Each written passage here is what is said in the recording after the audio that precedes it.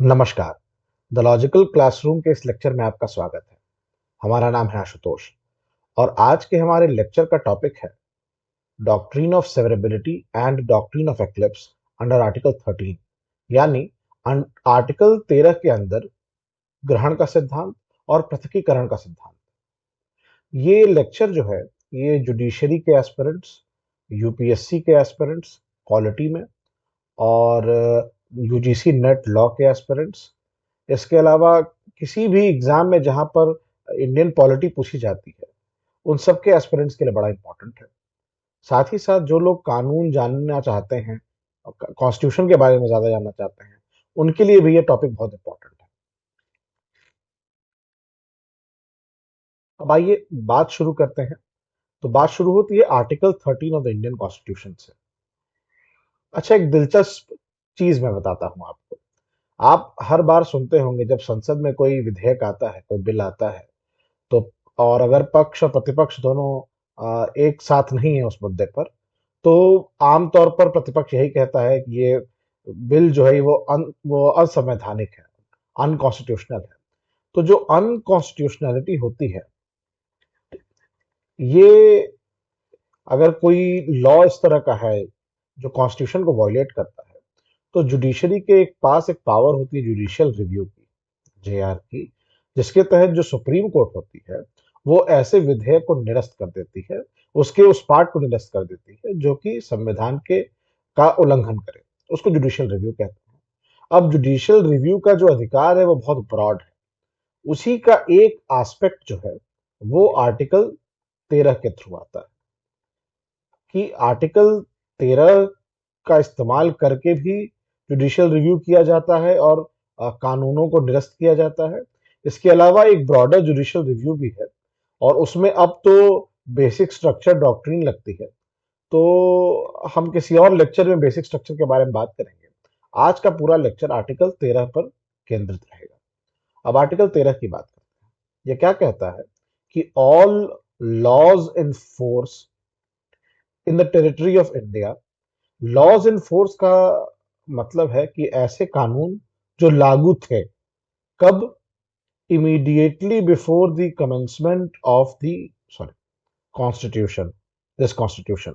मतलब इस संविधान के लागू होने से ठीक पहले जो भी भारत में कानून लागू थे, वो इस हद तक, in so far as they are inconsistent, मतलब वो जिस हद तक, अगर वो इस पार्ट कौन सा है? पार्ट 3, जो फंडामेंटल राइट्स का डील करता है। ठीक, पार्ट 3। तो जो कानून संविधान लागू होने के वक्त ठीक पहले जो कानून बन चुके थे, लागू थे, उनके वो हिस्से जो कि इस पार्ट 3 यानी फंडामेंटल राइट्स से इनकंसिस्टेंट है, यानी उनके उलट है, ऐसे कानून जो होंगे, वो जो पार्ट होंगे, वो वॉइड हो जाएंगे, वो निरस्त कर दिए जाएंगे। ये आर्टिकल 13 कहता है किसके लिए? प्री कॉन्स्टिट्यूशनल लॉस के लिए, अर्थात वैसे कानून जो संविधान आने के पहले ही आ चुके थे। जैसे अभी हालिया में भारत के क्रिमिनल लॉस चेंज हुए हैं, तो आप जानेंगे जो आईपीसी, सीआरपीसी, सीआरपीसी तो चलिए बात का था, आईपीसी और एविडेंस एक्ट जो है वो संविधान आने के पहले के कानून, तो उनकी स्थिति में ये लग जाएगा आर्टिकल 13 क्लॉज 1। अब आते हैं आर्टिकल 13 क्लॉज 2 की बात करते हैं। वो कहता है स्टेट शैल नॉट मेक, अब तो संविधान लागू हो गया, तो अब जो स्टेट है, स्टेट की परिभाषा भी दी हुई है इसी पार्ट में, वो किसी और दिन का विषय है।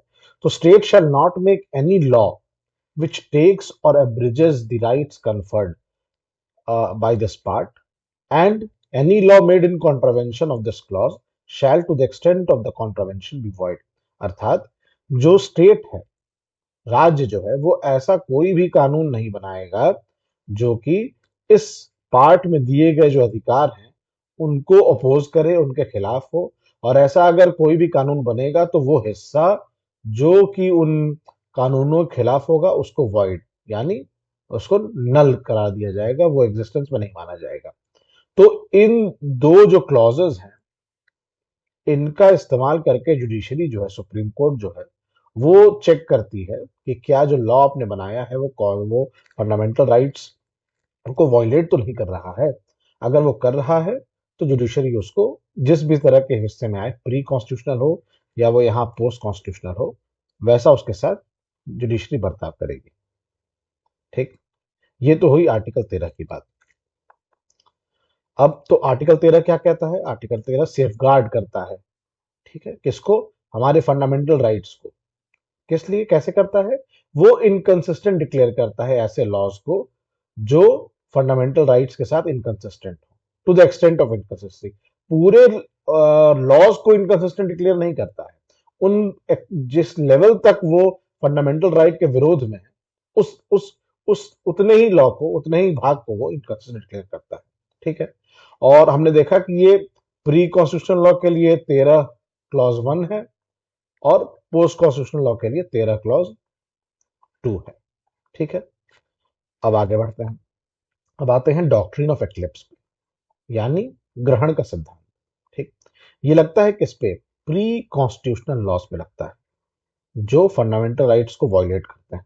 ठीक है, तो ये कानून, ये सिद्धांत क्या कहता है कि जैसे मान लीजिए कोई कानून है, वो मान लीजिए 1935 में बन गया, ठीक, और उसका एक ये पूरा इतना बड़ा कानून है, ठीक है, फिगरेटिवली मान लीजिए, और उसका ये वाला जो हिस्सा है, बस ये बीच वाला हिस्सा जो है, डॉटेड हिस्सा जो है, ये किसी एक पर्टिकुलर फंडामेंटल राइट को वायलेट कर रहा है। मान लीजिए आर्टिकल 14 को या 15 को वायलेट कर रहा है, बाकी सब ठीक है। अब ये 35 में कानून आया था, 1950 में संविधान लागू हो गया। तो डॉक्ट्रिन ऑफ एक्लिप्स ये कहता है कि भाई जब ये कानून बना था तब तो संविधान लागू नहीं था, तब तो ये वैलिड कानून था पूरा का पूरा। अब संविधान लगने के बाद से ये हिस्सा जो है, ये जो है वो आर्टिकल 15 के विरोध में जा रहा है, उसके विरुद्ध है, तो इतने हिस्से पर ग्रहण लग जाएगा। अर्थात आर्टिकल 15 जो है वो आकर के इस पर ग्रहण लगा देगा और पूरा का पूरा कानून बचा रहेगा। ये हिस्सा भी बचा रहेगा पर ये ऑपरेटिव नहीं होगा, मतलब कि जो कानून की किताब होगी उसमें ये हिस्सा बचा रहेगा, स्टैट्यूट बुक में रखेगा, लेकिन उस पर ग्रहण लग जाएगा, ये ग्रहण लग जाएगा। ठीक है, और इसके वजह से जो आर्टिकल 15 है वो उसको सुपर इम्पोज कर देगा। लेकिन इससे होता क्या है कि मान लीजिए आगे चल करके आर्टिकल 15 में अमेंडमेंट कर दिया जाए, ऐसा अमेंडमेंट किया जाए कि जो ये विरोध था इस कानून का ओरिजिनल वो हट रहा हुआ, तो ये ग्रहण भी हट जाएगा। ये है डॉक्ट्रिन ऑफ एक्लिप्स, मतलब कि ये हिस्सा वॉइड नहीं करार दिया गया है, इस पर ग्रहण लग गया है। ठीक है, यही है कि such laws are not void but eclipsed. ठीक, मतलब डोरमेंट रहेंगे ये। ठीक, और ये रिवाइव किए जा सकते हैं। ठीक है, अगर जो इनकंसिस्टेंसी थी उसको रिमूव कर दिया जाए, चाहे तो इस हिस्से को ही आप अमेंड करके ठीक कर दें, या संविधान में ही संशोधन आ जाए जिसकी वजह से जो इनकंसिस्टेंसी थी वो अलग हो जाए, तो वापस ये रिवाइव कर जाएगा। ये खास बात है इसकी।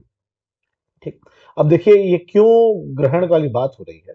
एक हमारे संविधान में एक आर्टिकल 372 है।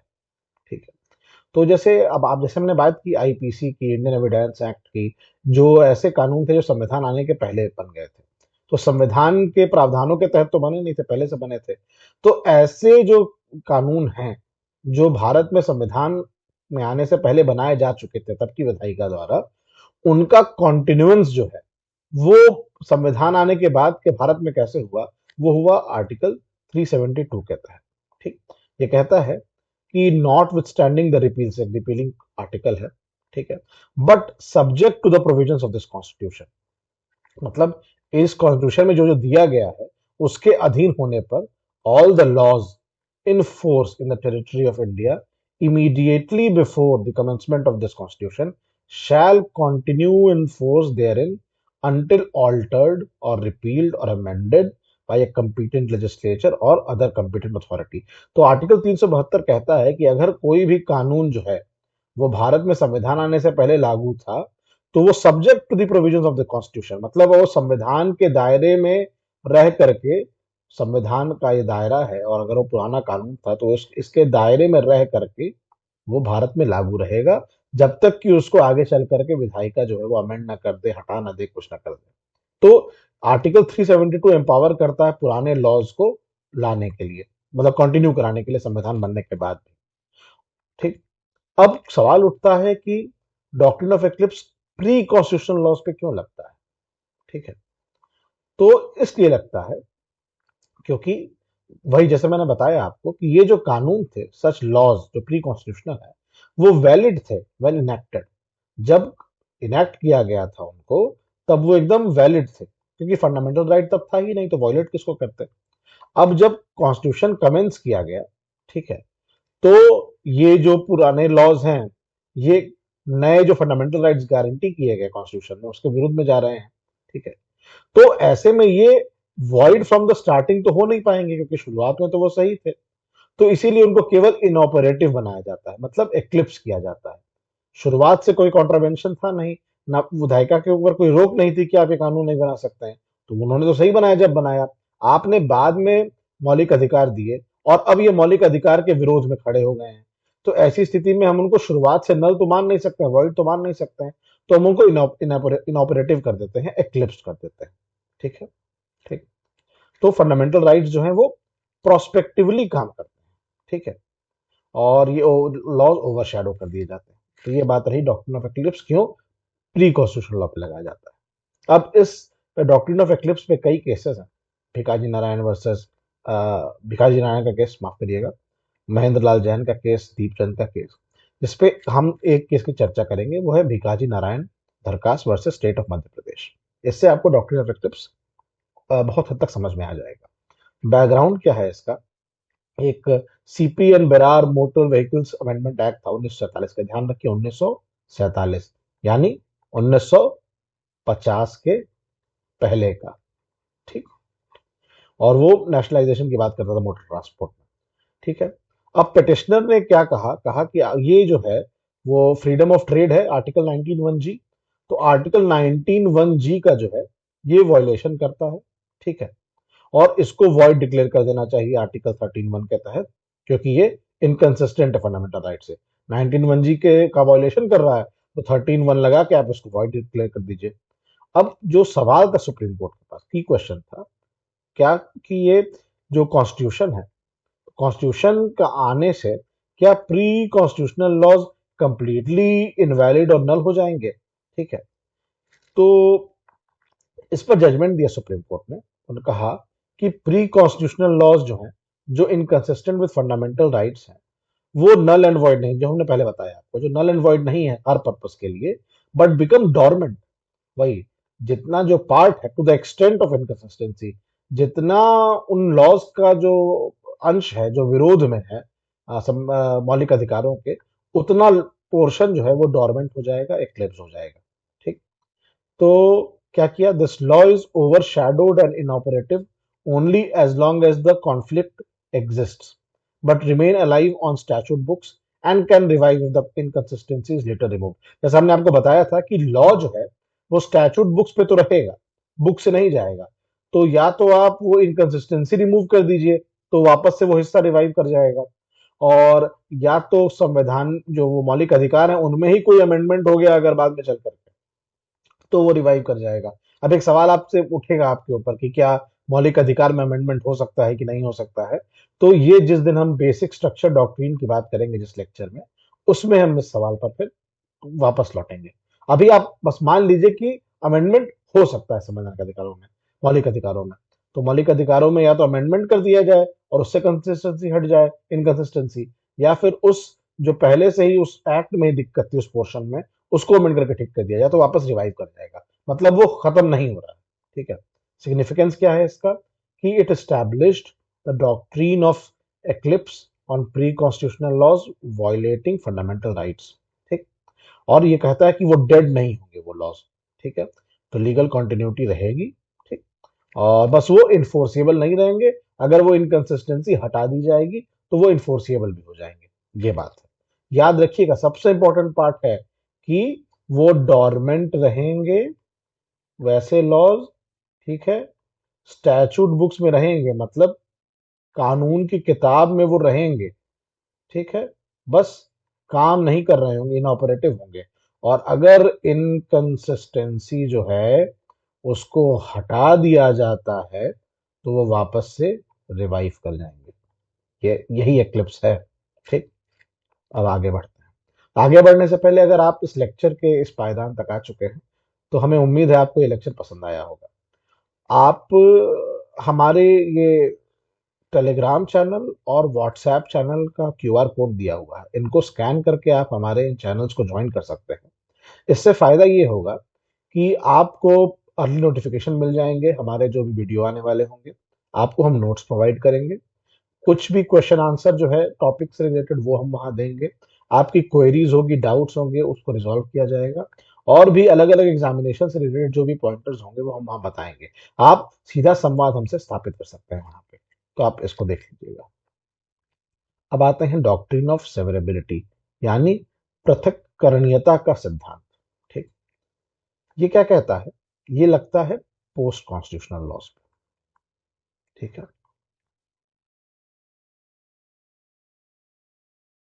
मतलब संविधान आने के बाद जो लॉ बनाए गए हैं उनके ऊपर। ठीक, अब इसमें एक एक्सेप्शन है, वो हम बाद में लास्ट में उसको डिस्कस करेंगे। ठीक है, तो based on article 13(2) stating laws void to the extent of Indian history. ठीक है, आगे बढ़ते हैं। तो सॉरी, अब होता क्या है कि इस सिद्धांत के थ्रू जो कोर्ट्स हैं वो स्ट्राइक डाउन करती हैं किसको? Only unconstitutional parts of a law, और वैलिड पार्ट को प्रिजर्व कर देती हैं if they can function independently. ठीक है, अब इसको समझिए। मान लीजिए एक कानून है, ठीक है, सॉरी, और इसका ये हिस्सा जो है, ये ये कानून आया 1960 में, मान लीजिए। ठीक है, और इसका ये हिस्सा, जैसे हमने पहले एग्जांपल लिया था, इसका ये वाला हिस्सा जो है वो आर्टिकल 15 को वॉयलेट करता है। ठीक है, अब ऐसी स्थिति में देखा जाएगा कि क्या इस हिस्से के को हटा दिया जाए तो क्या बाकी का बाकी जो कानून है वो रह सकता है? अगर रह सकता है तो इस हिस्से को बस, सॉरी, हटा दिया जाएगा, और बाकी का कानून वैसा ही रहेगा, बस ये हिस्सा गायब हो जाएगा, इसको सिवियर कर दिया जाएगा। ठीक है, पृथक कर दिया जाएगा, इसको हटा दिया जाएगा। ये कब हटाया जा रहा है? जब बाकी जो बचा हुआ है, बाकी जो बचे हुए हिस्से हैं वो सरवाइव कर जाएं, मतलब उनमें एम्बिग्विटी ना आए, इस हिस्से के ना होते हुए भी वो सरवाइव कर जाएं। अगर वो सरवाइव नहीं कर पाएंगे वो हिस्से भी, तब तो पूरा का पूरा कानून ही निरस्त कर दिया जाएगा। लेकिन मान लीजिए एक छोटा सा ही हिस्सा था, कोई एक राइट दिया जा रहा था ऐसा जो इनकंसिस्टेंट था आर्टिकल 15 से, तो वो जो हिस्सा है बस उतना हटा दिया जाएगा, बाकी का बाकी पूरा का पूरा कानून जो है वो बचा रहेगा। इसी को कहते हैं पृथकीकरण। तो ये पृथक कर दिया गया, इसको हटा दिया गया, इस हिस्से को, ये रहा। अब ये जो है, ये जो हटाया गया है, ये वॉइड एब इनिशियो है, अर्थात ये जन्म के साथ ही मृत है। ठीक, इसको अब आप रिवाइव नहीं कर सकते हैं। क्यों नहीं कर सकते हैं? क्योंकि जब विधायिका ने इस कानून को बनाया, उसके पास ये शक्ति ही नहीं थी इस कानून को बनाने की, इस हिस्से को बनाने की शक्ति ही नहीं थी। सॉरी, माफ करिएगा, शक्ति ही नहीं थी। डॉक्ट्रिन ऑफ एक्लिप्स में हमने क्या देखा था कि वहां उस एग्जाम्पल में 1935 का एक्ट था, तो तब की विधायिका के पास फंडामेंटल राइट्स का कोई स्कोप ही नहीं था वॉयलेट करने का, तो वहां तो बनाया, तो बनाने के समय वैलिड था, बाद में वो इनकंसिस्टेंट हो गया तो वहां पर हमने एक्लिप्स लगा दिया। पर यहां पर तो बनाने के समय ही आपके पास शक्ति नहीं थी बनाने की, तो आपने बनाया कैसे? तो गलत बनाया है, तो वो वाइड वॉइड एब इनिशियो है ये हिस्सा। यहां पर उसको अमेंड करके या कॉन्स्टिट्यूशनल अमेंडमेंट से आप उसको रिवाइव नहीं कर सकते, ये तो खत्म ही हो जाएगा, स्टैट्यूट बुक से हटा दिया जाएगा। ये है डॉक्ट्रिन ऑफ सेवरेबिलिटी। तो अंदर समझिए, यहां पर वॉइड एब इनिशियो है, मतलब एकदम समाप्त। यहां पर कोई भी इनकंसिस्टेंसी जो है उसको हटा करके भी आप इसको रिवाइव नहीं कर सकते। ठीक है, इसके भी कई सारे केसेस हैं, ए के गोपालन केस है, आरएमडी सी केस है, मिनर्वा मिल्स केस है, हम भी एक केस डिस्कस करते हैं। तो ये केस है आरएमडी, इसको आरएमडीसी बोला जाता है लॉ की भाषा में, आरएमडीसी वर्सेस यूनियन ऑफ इंडिया। ठीक है, तो ये देखते हैं इसमें क्या है, केस के फैक्ट्स बेसिकली क्या है कि ये जो पिटिशनर है, ठीक है, तो वो क्या करते थे, वो प्राइज कॉम्पिटिशंस ऑर्गेनाइज करते थे। ठीक है, और एक एक्ट आया, ठीक है, उस एक्ट ने क्या किया, देखिए 1955 का एक्ट है, प्राइस कंपटीशन एक्ट 1955। ठीक है। ये एक्ट क्या करता था, ये इसको इस प्राइस कंपटीशन जो ऑर्गेनाइज करते थे उसको थोड़ा सा चेक कर रहा था। ठीक है। तो इन्होंने क्या कहा, इन्होंने कहा कि आर्टिकल 19(1)(g), जो वहां भी हमने देखा था वो पुराने वाले केस में भी, तो आर्टिकल 19(1)(g) का वॉयलेशन कर रहा है ये एक्ट। ठीक है। और इस एक्ट को, ये जो पूरा पूरा एक्ट है इसको आप खत्म कर दीजिए, समाप्त कर दीजिए। ठीक है। तो अच्छा, वो ये कर रहा था। ठीक है। अब आगे बढ़ते हैं। सुप्रीम कोर्ट ने कहा कि प्राइस कंपटीशन जो है, ठीक है, वो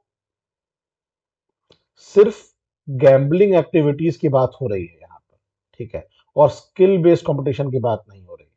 ठीक है। तो सेवरेबिलिटी का प्रिंसिपल लगाया सुप्रीम कोर्ट ने, कहा कि अगर कुछ पार्ट ऑफ एक्ट है, ठीक है, जो कि स्किल बेस्ड कंपटीशन, अब मान लीजिए प्राइस कंपटीशन एक्ट था, इतने तरह के प्राइस कंपटीशन हो सकते हैं। ठीक है। ये मान लीजिए ये अलग अलग तरीके के प्राइस कंपटीशन हो सकते हैं। इसमें से ये वाला हिस्सा गैम्बलिंग का है। ठीक है। और ये हिस्सा जो है वो स्किल बेस्ड कंपटीशन का है। तो आर्टिकल 19(1)(g) का प्रोटेक्शन स्किल बेस्ड कंपटीशन को तो है, गैम्बलिंग वालों को नहीं है। ठीक है। मतलब वो आर्टिकल 19(1)(g) का अपना भी आर्टिकल 19 में ही उनके वो दिए हुए हैं, एक्सेप्शन दिए हुए हैं कि कहाँ कहाँ पर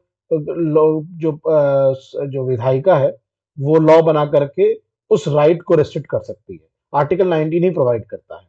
तो आर्टिकल 19(1)(g) में है कि आप ये गैम्बलिंग, इमोरल एक्टिविटीज वगैरह आप नहीं कर सकते, पब्लिक ऑर्डर को हटाने वाला ऐसा कोई काम नहीं कर सकते हैं। नहीं तो आप कहेंगे आपको राइट टू प्रोफेशन है, तो आप कोई भी उलूट पटांग प्रोफेशन चला दें, ऐसा नहीं होगा ना। तो हर तरह का प्रोफेशन चलाने का अधिकार नहीं है। जो इमोरल टाइप के प्रोफेशन होते हैं तो उनको चलाने का अधिकार नहीं है, ये खुद आर्टिकल 19 ही बताता है। तो गैम्बलिंग एक इमोरल एक्टिविटी है। ठीक है। तो उसके पास प्रोटेक्शन नहीं है। अगर गैम्बलिंग करते हैं तो आप आर्टिकल 19(1)(g) का प्रोटेक्शन नहीं दे सकते हैं। लेकिन इसके अलावा आप कोई और कंपटीशन चला रहे हैं, प्राइस कंपटीशन, मान लीजिए आप कोई क्विज कंपटीशन चला रहे हैं, कौन बनेगा करोड़पति जैसा कुछ है, या कोई और प्राइस कंपटीशन है, स्किल बेस्ड कुछ और है, चेस का मैच लगा रहे हैं, कैरम चला रहे हैं, तो यहां पर आपका ये इसका हनन नहीं कर सकता। यहाँ आर्टिकल 19(1)(g) का प्रोटेक्शन है। सुप्रीम कोर्ट ने कहा कि even if some parts of the act like those affecting skill based, अब मान लीजिए वो जो एक्ट बना था तो वो इन सब पे लग रहा था। ठीक है। इस पूरे उस पे लग रहा था। सुप्रीम कोर्ट ने कहा कि ये वाला जो लग रहा है इतने पे, इसको जो है वो हम स्टैट्यूट बुक से हटा देंगे, ये वाला तब भी रहेगा। हम पूरे के पूरे एक्ट को नहीं खत्म करेंगे, यहाँ सेवरेबिलिटी का सिद्धांत लगाएंगे।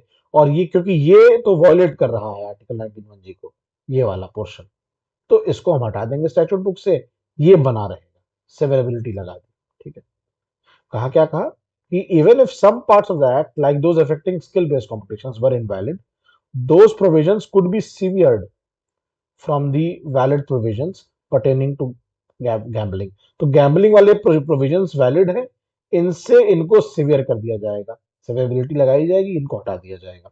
The valid sections regulation gambling competitions remain enforceable. ठीक है। तो इस आरएमडीसी केस ने क्या किया, इसने अफर्म कर दिया डॉक्ट्रिन ऑफ सेवरेबिलिटी को। ठीक है। क्या कहा कि only unconstitutional parts are stuck down, the rest of the law survives if independent and workable. जैसा हमने पहले आपको बताया था कि बाकी का जो कानून है वो अगर काम करने लायक बचता है तो सर्वाइव करेगा। अगर वो ऐसा है कि जो हमने रिमूव किया है पार्ट, वो इतना इंपॉर्टेंट था बाकी के कानून को रखने के लिए कि उसके हटते ही पूरा कानून इनऑपरेटिव टाइप का हो जा रहा है, तो पूरा का पूरा कानून ही निरस्त कर दिया जाएगा। ठीक है। अब फिर सवाल उठता है कि सेवरेबिलिटी पोस्ट कॉन्स्टिट्यूशनल लॉस पे क्यों।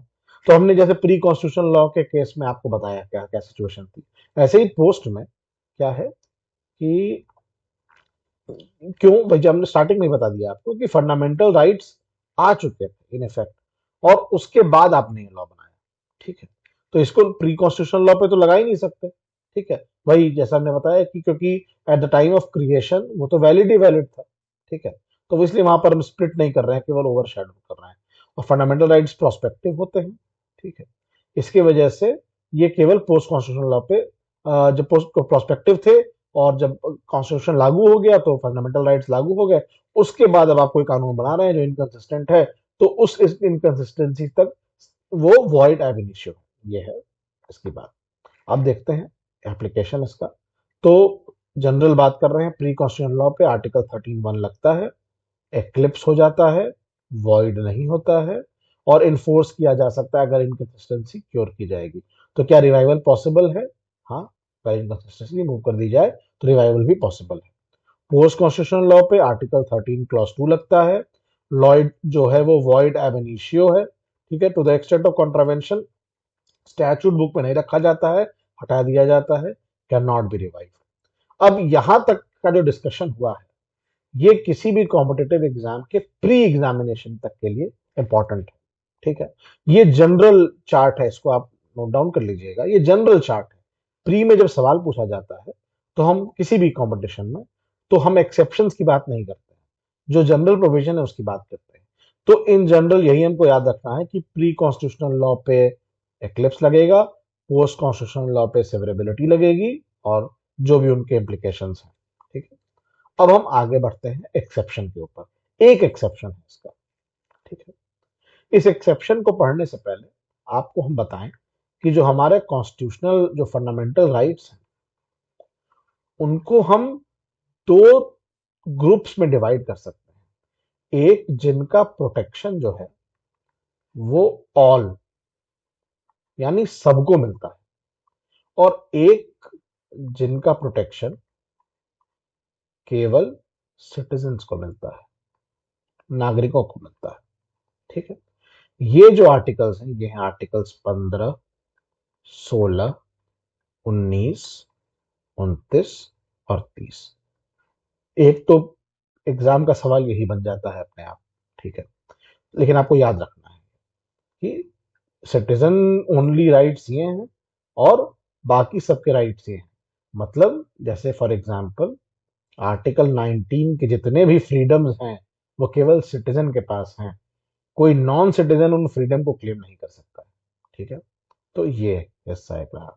अब इस केस पे आते हैं, state of Gujarat versus Shri Ambika mills limited 1974 का केस है, ठीक है।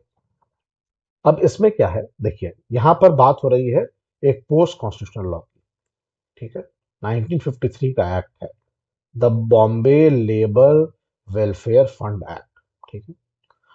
अब इसमें क्या था, ये एक्ट कहता था कि अगर कोई कंपनी थी, ठीक है, कोई भी जो है वो कंट्रीब्यूशन करता है अपने एम्प्लॉयर्स के लिए, कुछ भी, एक मान लीजिए एम्प्लॉयर्स को उनकी सैलरी देनी है और ग्रेचुटी वगैरह देनी है, ठीक है। उसके लिए जो कंट्रीब्यूशन एम्प्लॉयर को करना होता है, वो एम्प्लॉयर कंट्रीब्यूशन एक मार्क्ड है, मान लीजिए कि आपको 10 लाख रुपया जो है वो देना है, आपने दिया नहीं एम्प्लॉयर को, ठीक है। तो ये 10 लाख अनस्पेंट रह गया। आप सॉरी, एम्प्लॉयर को बोल रहे हैं, आपने एम्प्लॉय को दिया नहीं। आप एम्प्लॉयर हैं, आपको 10 लाख रुपए देना था एम्प्लॉय को इन चीजों के लिए, आपने दिया नहीं। तो ये 10 लाख अनस्पेंट जब रहेगा, तो इसमें 3 साल का वो था कि 3 साल तक अनस्पेंट रह जाएगा। तो ये सारा का सारा पैसा जो है आपको वापस नहीं लौटेगा, एम्प्लॉयर को वापस नहीं लौटेगा। वो जब एक वेलफेयर फंड बना दिया सरकार ने, ये उसमें चला जाएगा, ठीक है। और ये बॉम्बे लेबर वेलफेयर एक्ट है, आप देख रहे हैं इसमें स्टेट ऑफ गुजरात का है। तो पहले जो गुजरात भी था वो स्टेट ऑफ बॉम्बे में आता था, बाद में बाइफरकेट होकर स्टेट ऑफ गुजरात अलग हो गया। तो ये पुराना एक्ट था, जब गुजरात बना तो वहां पर भी लागू हुआ। तो वहां की एक कंपनी थी अंबिका मिल्स, अहमदाबाद में, उसने चैलेंज किया, ठीक है, कि ये उसके आर्टिकल 19(1)(f जो है वो राइट टू प्रॉपर्टी, उस समय तक राइट टू प्रॉपर्टी भी फंडामेंटल राइट हुआ करता था, जबका एक केस है, जबकि ये फैक्ट्स हैं।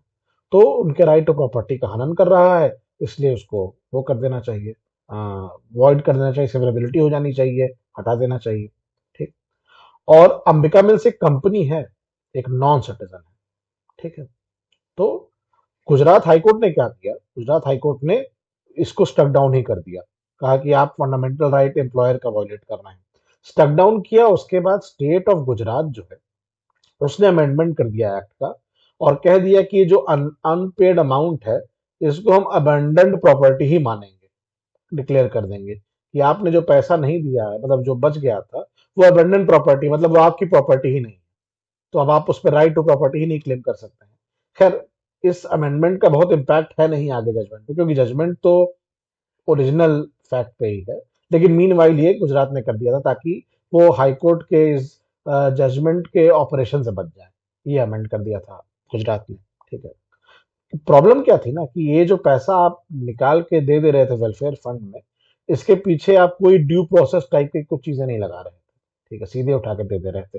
तो वो यही कह रहे थे कि आप वायलेट कर रहे हैं हमारे फंडामेंटल राइट्स को और हमको सुन भी नहीं रहे हैं, कुछ नहीं कर रहे हैं। ठीक है। सुप्रीम सुप्रीम कोर्ट में गया।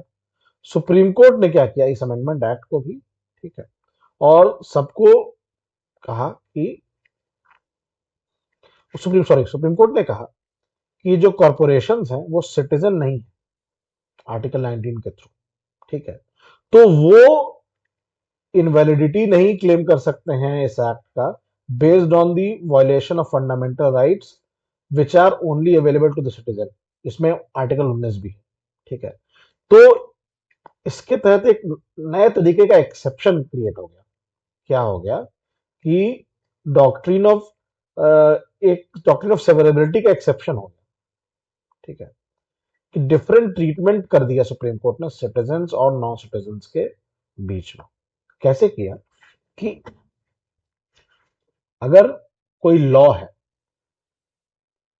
ठीक है, वो जो available to all fundamental rights जो है अवेलेबल टू ऑल वाले, उसको वायलेट करता है उसका कोई पोर्शन। ठीक है। तो यहां पर तो सेवरेबिलिटी लगेगी। अ, ठीक है। वो वॉइड एब इनिशियो है। ठीक।